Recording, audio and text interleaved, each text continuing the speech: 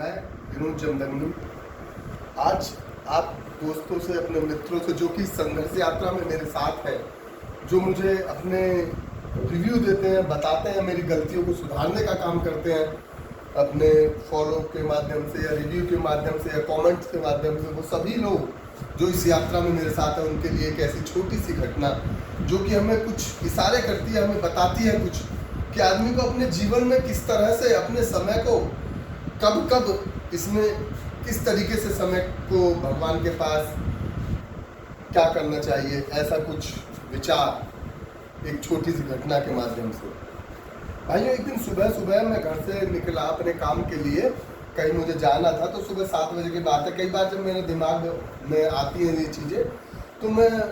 जो नहर पड़ती है उसमें मछलियों को जुमाने के लिए आटे की गोलियां बनवा कर ले जाता हूँ। तो आटे की गोलियां बनवा कर मैं ले गया था, नहर पे जा रहा था सुबह सुबह। तो रास्ते में ही रेड लाइट पर एक बेगर भिखारी सुबह के समय ही मुझे वहाँ पर मिला, और वो अच्छा हष्ट-पुष्ट लड़का था जो कि रेड लाइट पर भीख मांगने का कार्य कर रहा था। मैंने जैसे ही गाड़ी रोकी, वो मेरे पास आया और उसने आकर हाथ जोड़कर कहा कि साहब कुछ दे दो, मैं कई दिनों से भूखा हूँ, इस तरह की उसने बात रखी। तो मैंने उससे कहा कि भाई तू यार, सुबह सुबह का समय और अभी शुरू हो गया इतनी जल्दी, और तू तो भगवान ने हष्ट पुष्ट तुझे शरीर दिया है, हट्टा कट्टा लड़का है, तू यंग है, अभी तेरी उम्र अभी 21-22 साल ही है, तो तुझे ये जो कार्य ये अच्छा लगता है क्या, भीख मांगने का? इस कार्य को मत कर भाई, मैं तेरी कहीं भी अच्छी सी नौकरी लगवा दूंगा, 12,000 रुपये 13,000 रुपये तुझे मिल जाएंगे, आराम से काम करता रहा, दिन में 8 घंटे काम करना, आराम से तेरा गुजारा हो जाएगा, ये भीख मांगने का काम छोड़ दे। मैंने उसे ये सलाह दे डाली दोस्तों। उसके बाद जब मैं गया अपने वहाँ नहर में, मैंने मछली के लिए आटे की गोलियाँ डाली, और वहाँ एक छोटा सा मंदिर है, उसमें मैंने जाकर हाथ जोड़े दोस्तों। हाथ जोड़ते वक्त मेरे मन में वही क्रिया और प्रतिक्रिया जो मैंने उस बैगर से, उस भिखारी से कही थी, आ गई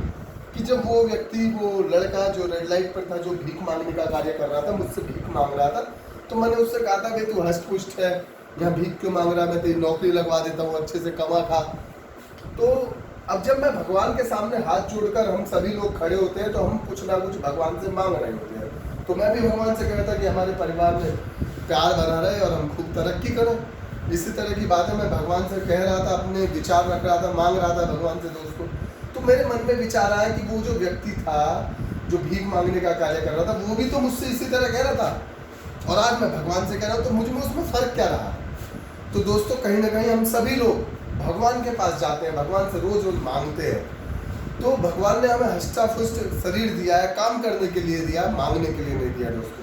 भगवान तो हर व्यक्ति के कण कण में, मन मन में समाया होता है, ये सभी जानते हैं, हमने ग्रंथों में पढ़ा है, रामायण में पढ़ा है, महाभारत में पढ़ा है, और सभी धार्मिक पुस्तकों में पढ़ा है कि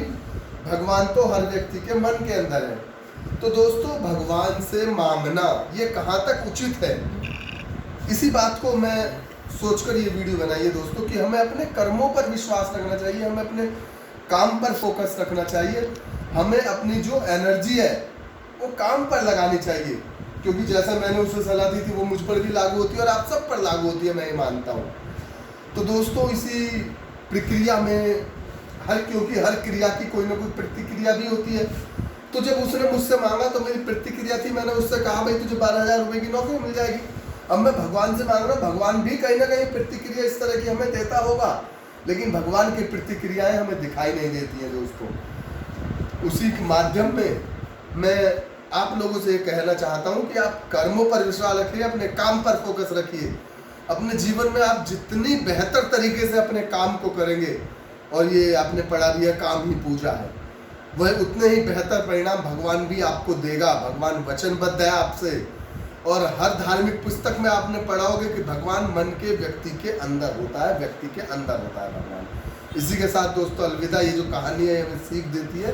कि हम अपने कार्य पर फोकस रखें, पूरी एनर्जी, पूरी ऊर्जा, पूरी ताकत अपने काम को करने में, अपने कर्मों को करने में लगाएं, क्योंकि कर्मों का ही फल हमें जीवन में मिलने वाला होता है दोस्तों। धन्यवाद।